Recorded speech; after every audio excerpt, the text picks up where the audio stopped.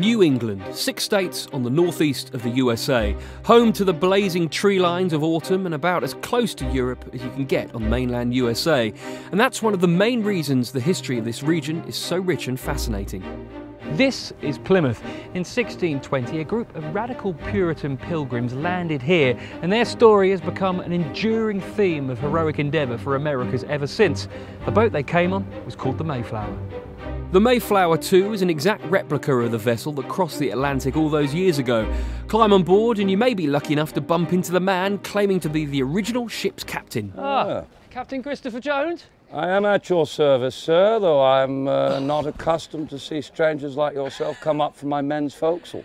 Thank you. Well, oh, very well. Thank you so much for letting me on your ship. How do you fancy their chances in the new world, these Puritans? Mercy. They are very determined people. They all agree that they will work, and none of them come from easy circumstances. So I crave that they may come to some success, and that my men, the sailors, might be well remembered as having supported them.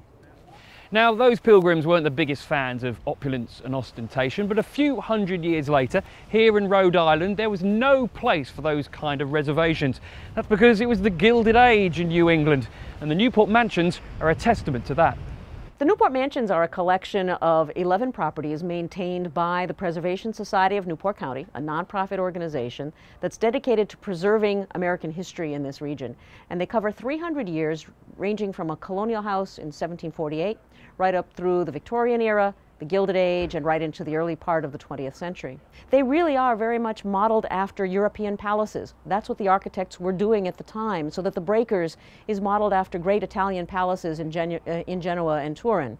Marble House, where we are standing right now, was actually modeled after the Petit Trianon at Versailles in France. The fact that there is so much of it clustered very close together in this tiny little residential area in this small little town on the coast of Rhode Island is truly remarkable.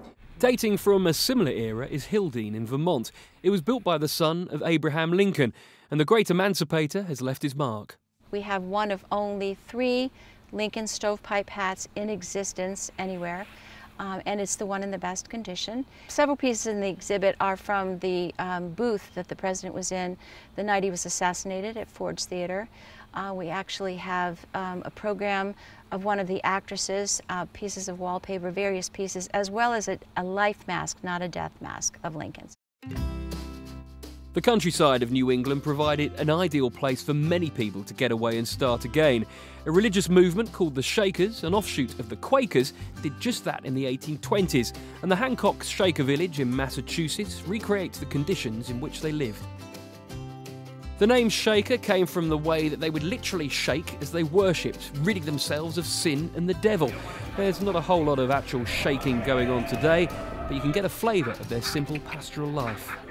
Now, although the Shakers did have their own rules and regulations, in many ways they were like other Americans. For example, they did celebrate Thanksgiving. Don't tell my friend here. I think we'll keep you there, won't we?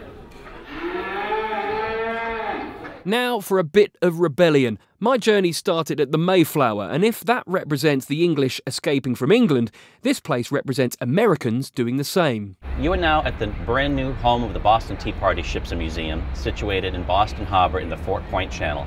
We are at the original location of where the Tea Party happened on December 16, 1773.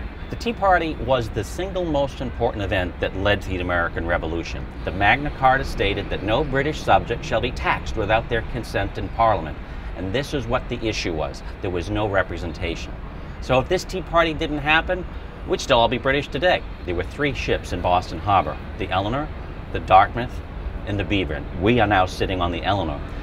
We had 20 days to unload the tea from these ships, or the tea would be seized and the duties would be paid. The colonists could not allow that to happen. They could not allow this to happen. So the likes of Sam Adams and Paul Revere and the other Sons of Liberty were meeting at the Old South Meeting House. They were waiting on word from the royal governor to have permission to have the ships leave Boston Harbor with their cargoes full of tea. Well, that message came back no. And at that meeting, that's where Sam Adams stood up and he said, "This meeting can do no more to save the country. Boston Harbor, a teapot tonight." And that was the signals for the Sons of Liberty to get ready to march down to Griffin's Wharf and destroy the tea by throwing it into the harbor. So if just for one moment pretend it is 1773, because I am going to commit what is, for an Englishman, a highly treasonable act. I'm going to recreate the Boston Tea Party with my comrades here. Huzzah! They've been very well trained. Come boys, let's do it. Okay. Oh, it's incredibly heavy. 1, 2, 3. Huzzah! They'll have me in the tower for this. New England really puts pay to that tired old cliche that us Brits sometimes like to trot out about the US not having any history. Frankly, that is rubbish, or garbage as they might say here, because it seeps from every pore, teaching us about what shaped the American way of life and what heavily influenced our own.